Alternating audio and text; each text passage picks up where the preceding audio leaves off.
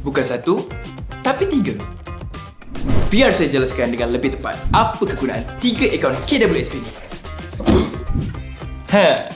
Akaun persaraan yang ni khas untuk mengumpul simpanan sebagai pendapatan semasa persaraan. Cuba bayangkan, bila bersara nanti dan gaji bulanan pun tak ada. Simpanan persaraan ini akan korang gunakan untuk menanggung keperluan harian, bila sakit, nak pergi bercuti dan bermacam-macam lagi. Simpanan persaraan ini kena bertahan at least 20 tahun selepas bersara. Simpanan kontrak ke guys. Akaun sejahtera, yang ni adalah untuk keperluan pra-persaraan, di mana boleh keluarkan untuk keperluan yang tertentu. Seperti apa guys?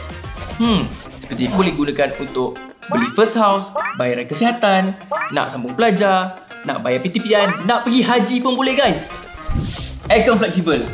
Nama pun fleksibel guys, di mana boleh keluarkan pada bila-bila masa untuk memenuhi keperluan yang mendesak. Keperluan yang mendesak je tau. So ingat, 3 akaun, 3 fungsi untuk keperluan dan masa depan anda.